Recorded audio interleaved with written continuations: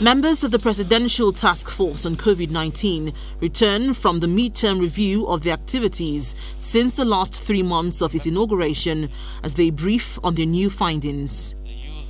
Both the chairman of the Presidential Task Force on COVID-19 and the Minister of Health expressed concern about the rising number of fatalities recorded in Nigeria in the last 1 week. 13,447 COVID-19 cases have so far been treated and successfully discharged in Nigeria, and we have regrettably recorded 740 fatalities on the whole. Our aim is to further reduce the fatalities.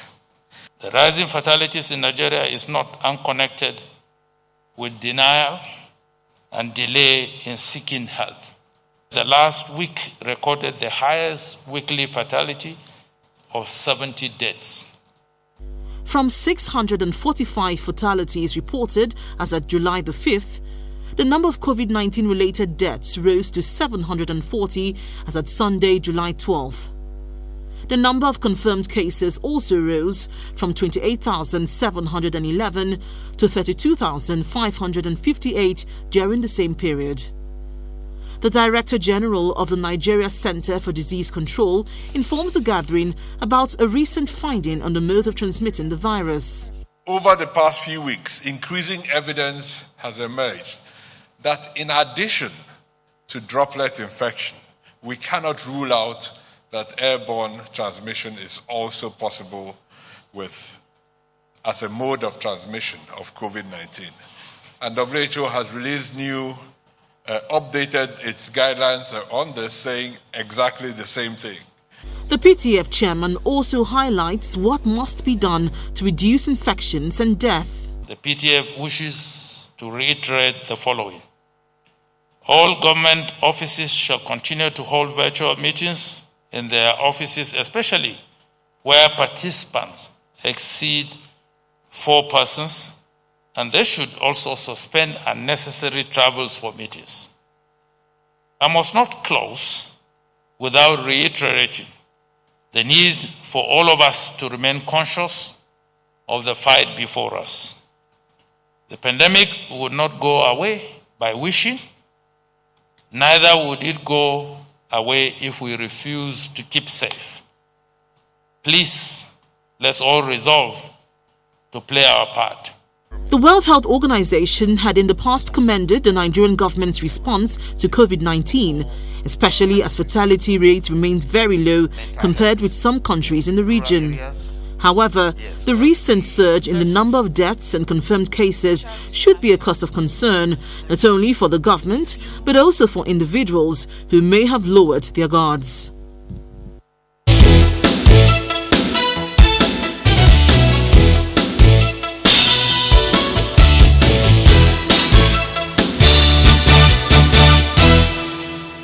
All right, welcome back. So we'll take a look at some of those provisions. We've got Ademola Abbas here with us. He's a professor of international law and global affairs expert. Thank you for coming on this morning, sir. My pleasure. We haven't listened to that briefing, at least summarized version of that. And let's start from the perspective of the education component before we look at some of the other provisions which they talked about.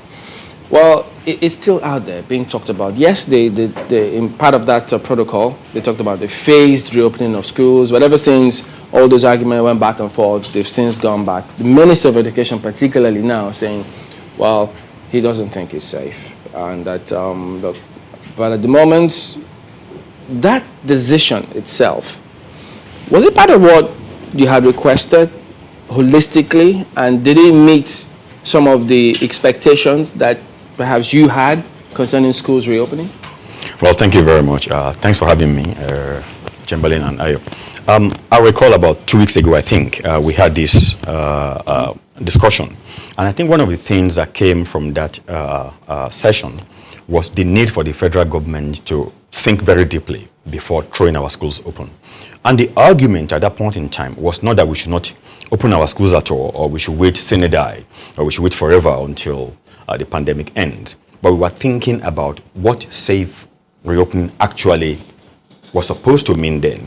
And I'm very glad that about a few days later, about a week later, the federal government retraced its step and said it would not reopen the school that they were not. But as we said yesterday, I think they came up with these guidelines a couple of days ago. I don't know whether you've seen the guide. It's about 52-page long, which I've had the opportunity to read through. And it's interesting that the positions of the federal government actually reflects substantially some of the things that the panelists brought out about 2 weeks ago. That is to say that what I first found interesting was the principles for the guideline itself. Don't let's forget that. They talk about engaging a wide variety of stakeholders, very, very important. But what I found glad was that the federal government talked about responsibility to people who are going to school. That is extremely important to bear in mind. Then they talk about building better back. That is building the facilities of those schools better back, and so on and so forth. Then they went into what should be done before schools will reopen at all. And they identify some core issues. That number one, there must be a consideration of what is the rate of communal or community transmission across the country as a whole. Number two, what is the level of testing that is available at the moment? Number three, what is the capacity of schools to be able to comply with those measures, that is sanitization and this and that, safe distance and so on. And then also about number four, that schools must look into how the schools transport their population, back and forth, and health facilities and so on. About 6 different things, which I think are very, very fundamental. I think that is important, and I'm very glad that the federal government has taken that step. But as much as those provisions may have been spelled out, those provisions, some of those highlights, they've always been a challenge, even pre-COVID. So, did you think that was ever going to be fulfilled before they opened the schools? To be honest with you, not necessarily so. What do I mean by that?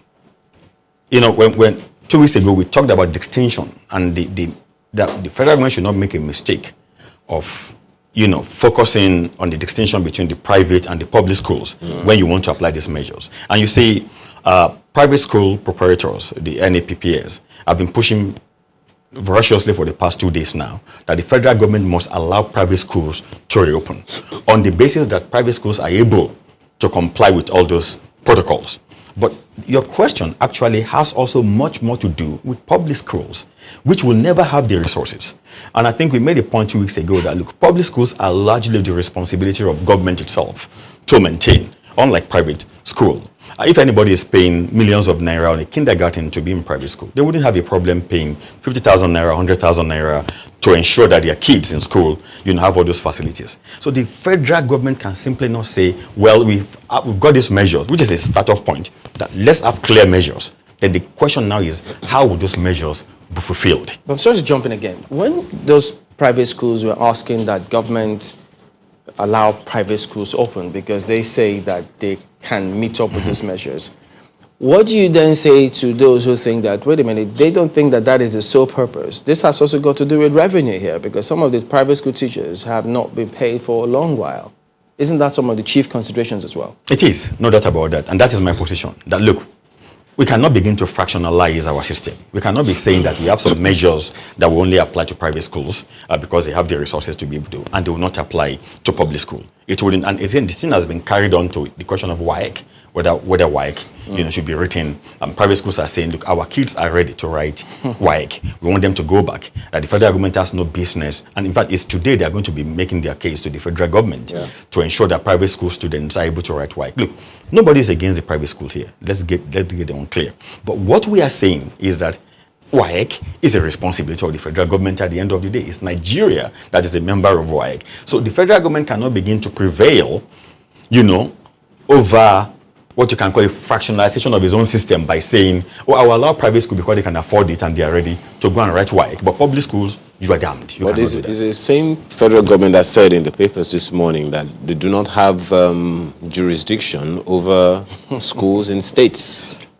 That is a very, very laughable, as far as I'm concerned, stance by the federal government. I understand, constitutionally, education is on the concurrent list in the Constitution, which means both the federal government and the state can legislate. So let's get that one right. It is within the constitutional right of every state in Nigeria to legislate on its own education, primary, secondary, and some tertiary institution. However, here is a catch.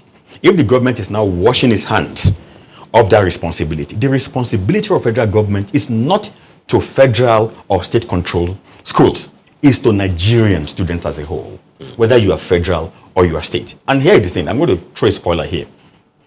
Look at the US. The federal government in the US is saying school must reopen. States are saying, no, we are not ready for it. Don't forget, Trump threatened a couple of days ago with Davos, the Secretary of Education, that they would defund, if schools do not reopen. Of course, they can't do that because you have to go back to the Congress and for the approval. But here, the converse is the case. The federal government is saying open, the states are saying we're not open. So what we are seeing is an interplay between the federal and state authorities. I have a solution to that, to be honest with you. It's very simple. Why I sympathize with private school, don't get me wrong. The federal government has a state responsibility to protect all Nigerian students, all Nigerians as a whole. So if a state is going to be, let me say, rascally, or say, well, because of the Constitution, we have a right to open, the federal government can impose, permit me to say, a state of emergency. It might look laughable.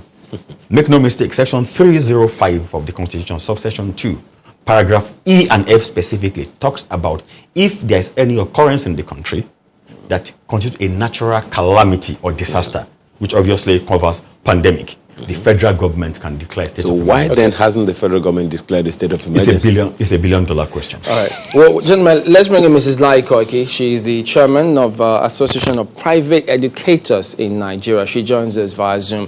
Good morning, and thank you for joining us today. What do you make of this conversation about schools, private schools, wanting to reopen vis-a-vis the situation with the public schools as well?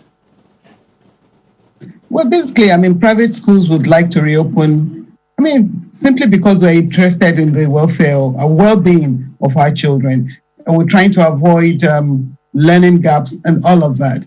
And so, but then reopening does not necessarily mean reopening on site, if that is clear. Okay, could you shed some light in terms of how are they going to operationalize that? Well, already, most of the students in private schools are already learning online, and that has been quite effective over the period. Remember that we also have, just as the earlier speaker has said, government has the responsibility, the federal government has the responsibility to see to the well-being of all Nigerian students. So also do proprietors of private schools, and I dare say public schools too, should, have the interest and well-being and safety of all students in mind. And so asking that schools should reopen, while it is good to reopen on site, we must fundamentally ensure that it is safe for students to be on site. And for that to happen, there are just too many variables that we cannot control. They can't be controlled. Yes, it's good to have the hand sanitizers and the washing bays and all of the hand washing bays. But the level of testing is still so low. Before you open schools, are we going to test all our teachers? Are we going to test all the students before they come in to ensure that there's nobody with the virus? Remember that most of these young people are asymptomatic. And so what happens? And so there's just so much. Yes, we've put in a whole lot of arrangements, ensuring that, children will remain in social bubbles. They don't mix, one class to the other and all of that. You can put all of that in place. But how do you ensure when the level of testing itself is abysmally low? It is quite challenging. In other words, you do not subscribe to on-site reopening of private schools? I am not sure that we're actually quite ready for that with the increase in cases and the inadequacy of testing. I would not subscribe to it.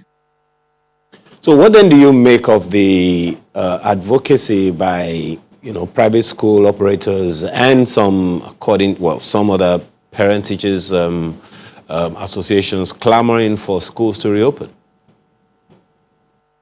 Well, I mean, in the world or in the society, there's so many different views. So many, I mean, as many people as you have, you probably would have as many views. But what is fundamental? The well-being of the students is fundamental.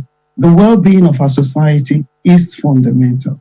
And so, I mean, could we prevail, for instance, on WAEC, talking about WAEC now, could we prevail on them to have another season of examinations? Could we prevail on them? I mean, this even allows us to look at some fundamental issues within our system. Those fundamental issues such as, I mean, for instance, I mean, you have the external examinations who quickly changed that, okay, we don't need to have on-site examinations this year because of the peculiarity. We are going to do a level of assessment. We are going to use continuous assessment to grade the children this year so that students don't have to be exposed to the challenges of this time, And so that has happened with some external examining bodies.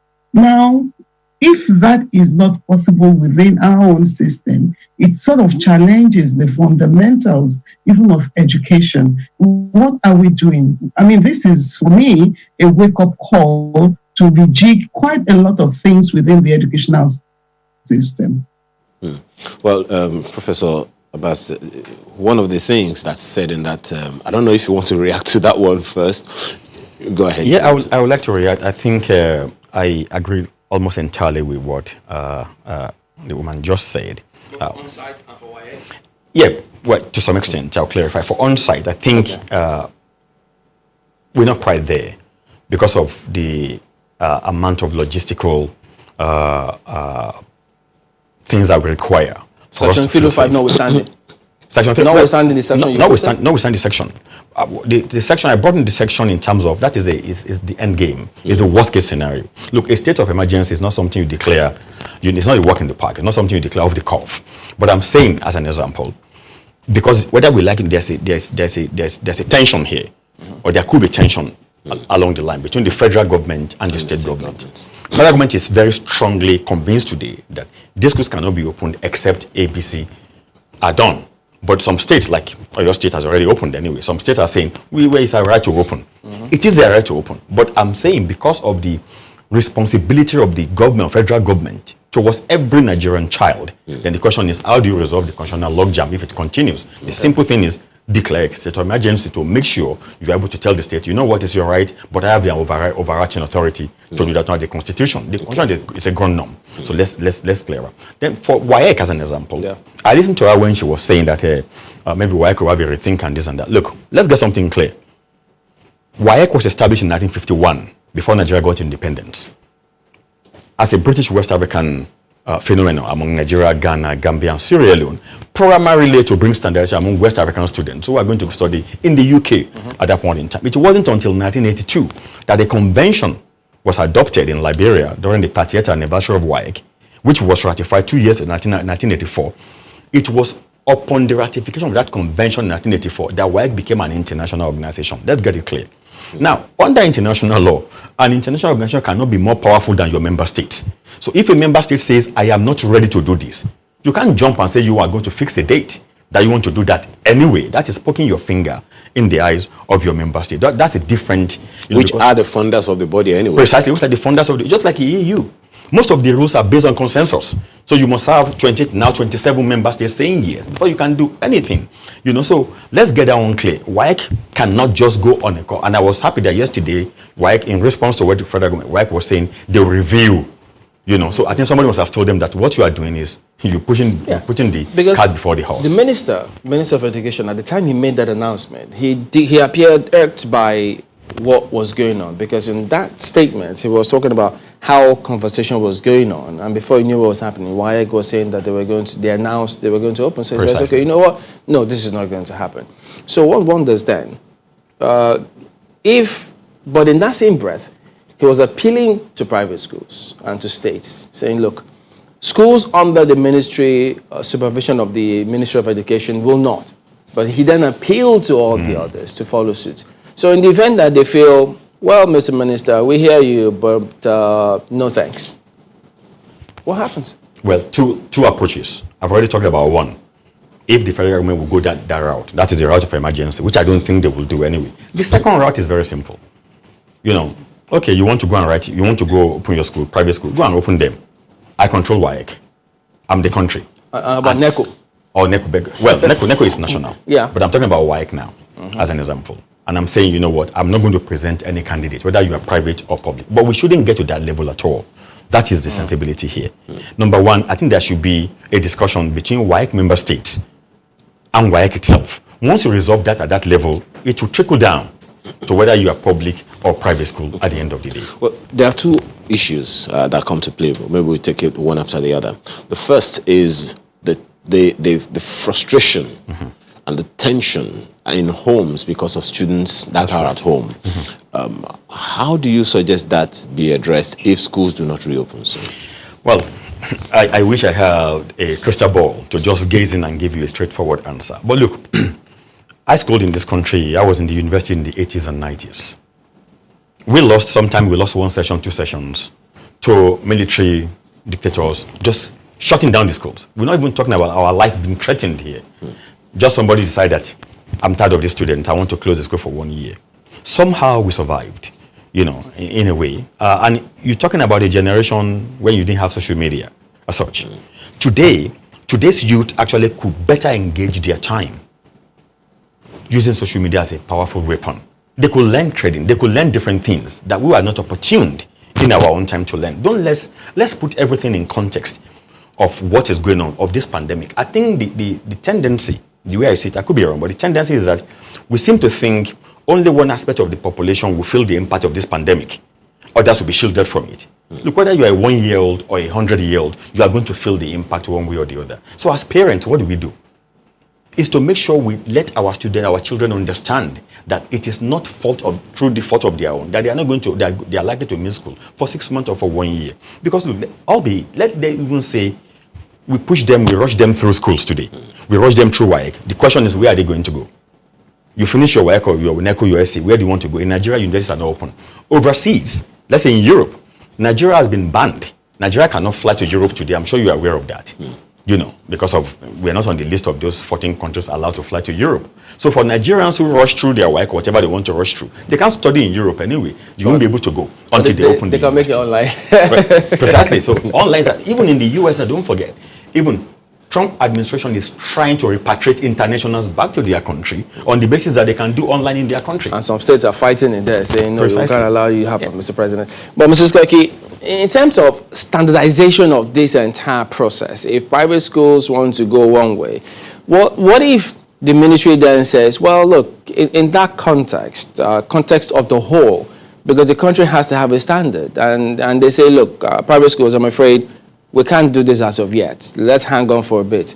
Would that be out of place if they were to say that? Well, would that be out of place? It might be out of place. And the only reason is that, private schools are very, very private without any subvention of any kind or grants from government.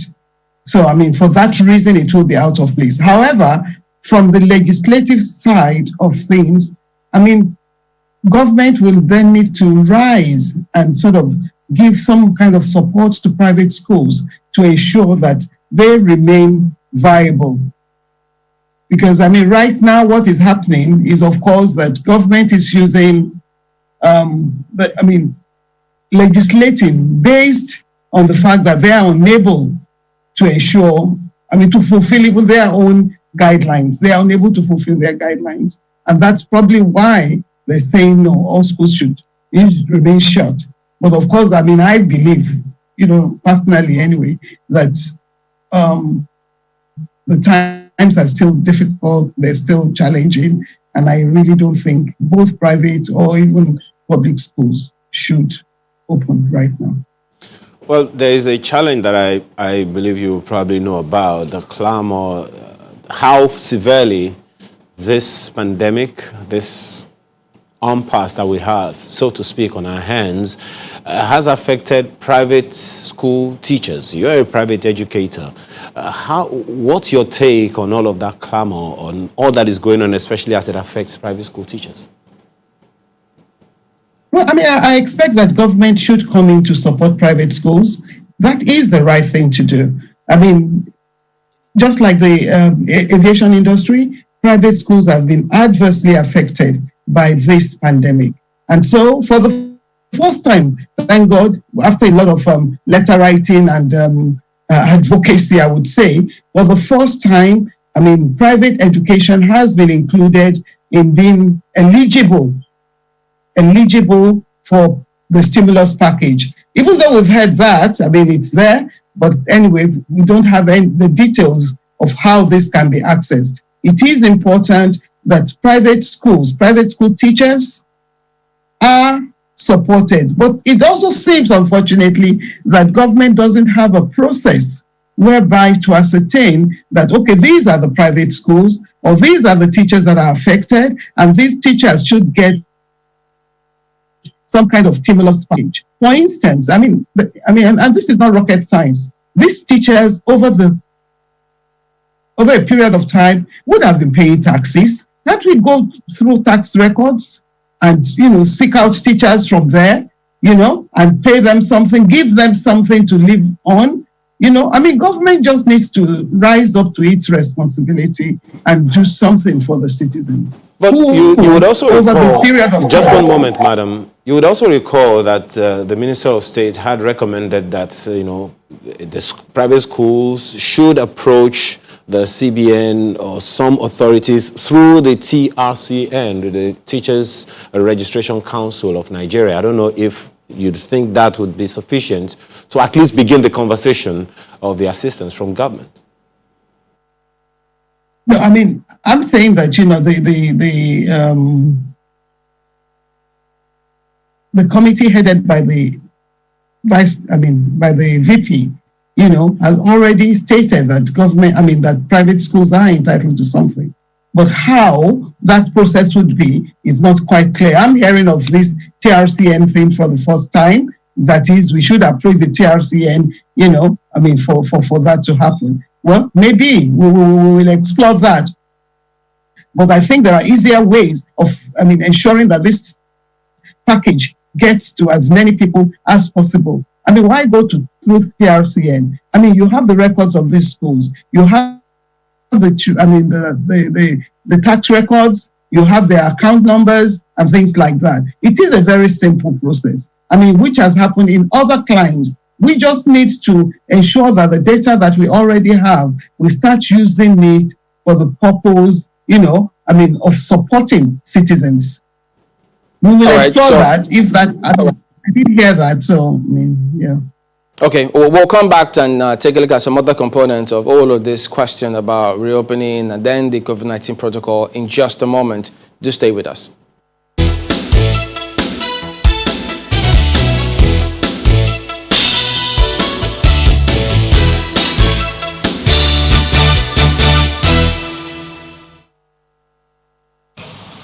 Is in 10 parts, the introductions, the forward and everything, but at the chapter 6, where we deal with the steps that need to be taken for schools and other learning institutions to be safe enough to open, and if they open, what they must do to stay open and how they will proceed with that process.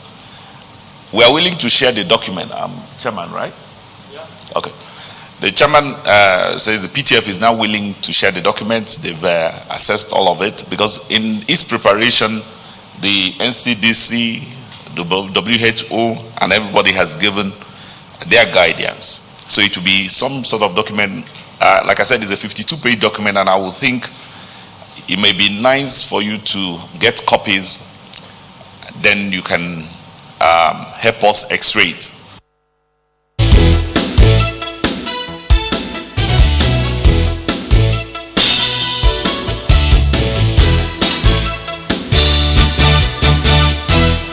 Okay, welcome back. It's our concluding moments now on this question as to modalities for schools reopening.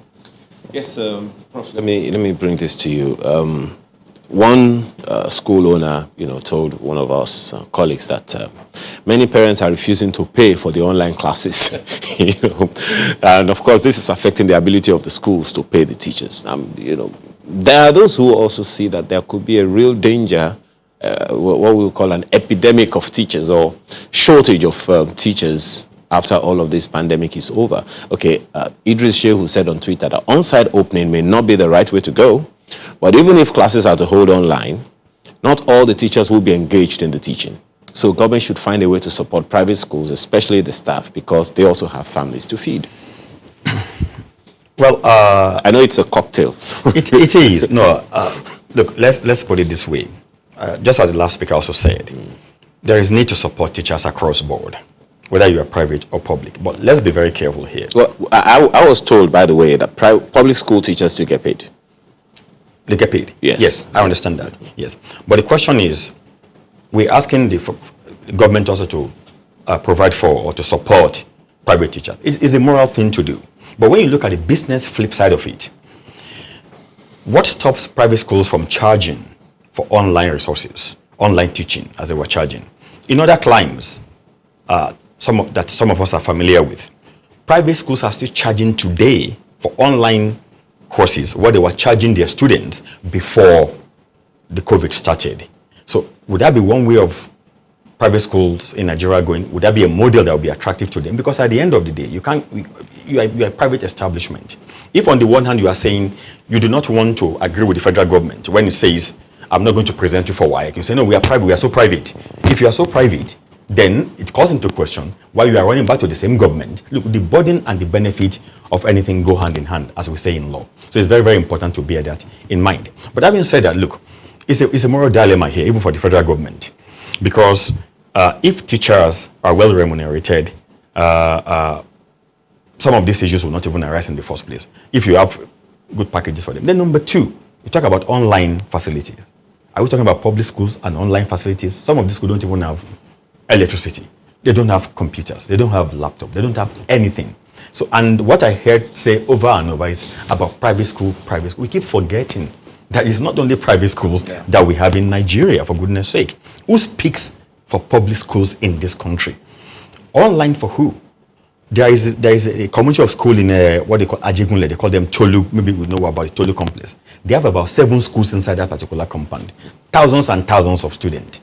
So we're talking about online facilities. We can sit here and imagine this fantastic online has been available to everybody. Many houses, many homes don't have electricity supply. We have many parents who are earning how much per month? 30,000 naira, 25,000. Some are still earning 18,000 naira, and they have kids in school. So how are they going to be able to pay for all this? So I think we should be very careful not to railroad ourselves into thinking only private when we are talking about all these, facilities. All right, Mr. Swaki, could you tell us then, give us your impression about, how this payment dynamics will work out in the light of the realities that Prof just painted?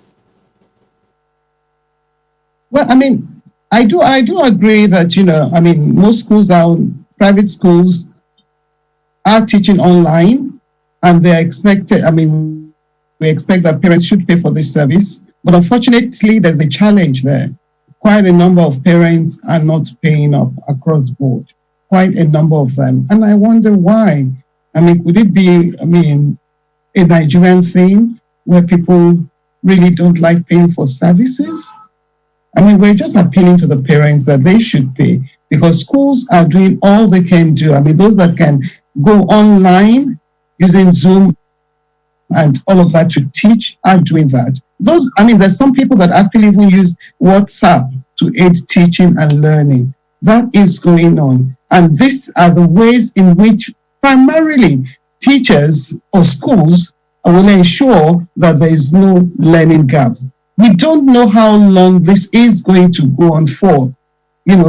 This pandemic or this sort of lockdown, as it were, will go on for. And so it is the responsibility of educators to ensure that, children continue to learn. Now we expect that government at the same time should intervene, because most of the children that are in school in Nigeria are actually in private schools of different cadres. And so you find that if all private schools, for instance, go into distress and shut down, government will have a big problem on their hands. I mean, they will not be able to cope both with the infrastructural requirements of ensuring that all children are in school. I mean, I'm even talking just about the children that are in school presently. I'm not talking about out of school children. And so it is imperative that there should be a level of support for private schools. Furthermore, I mean, if we're talking about developing this nation, the fundamentals of development,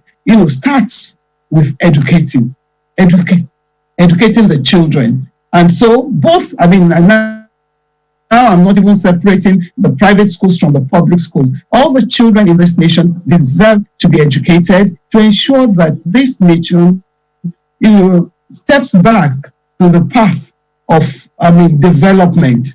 Because without education, that will not happen.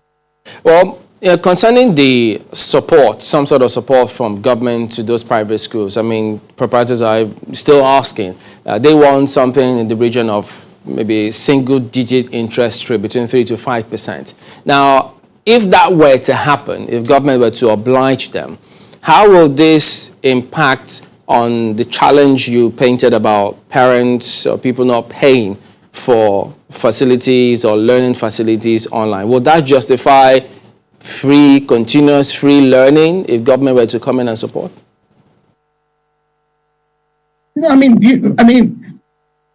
Presently those schools are very, very private, supported privately, funded privately, and schools generally, private schools that is, are funded through fee payment.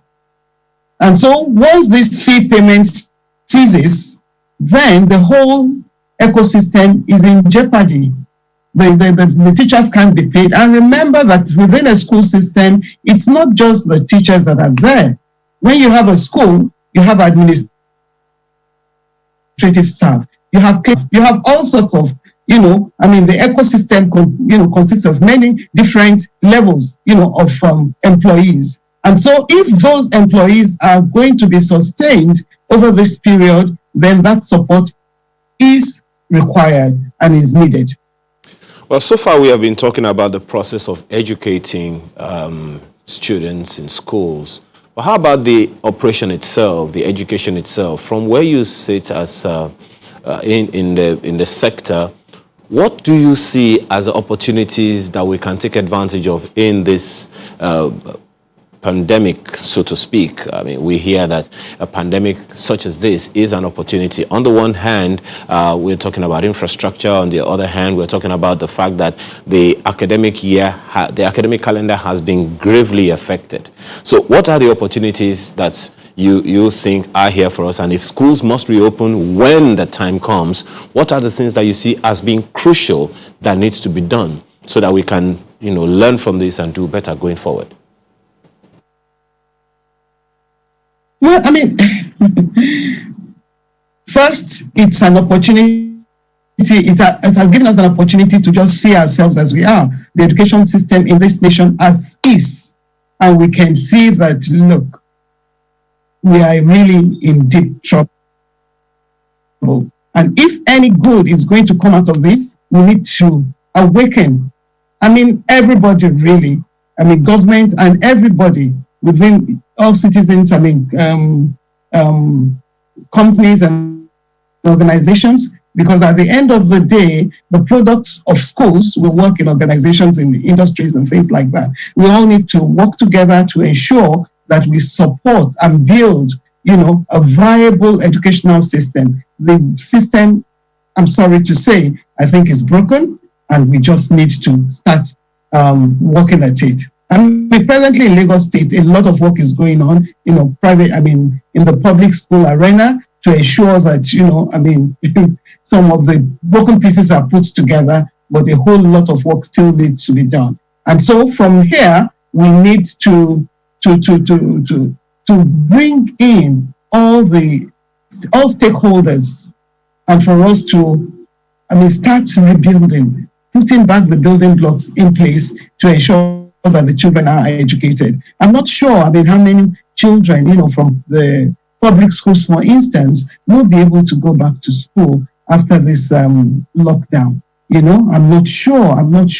But then what we need to start thinking of what we can do to ensure that we get all these children back into school and to ensure that actually education happens in school. And it's not just about online teaching. There's been lessons are being conducted via radio, via the TV.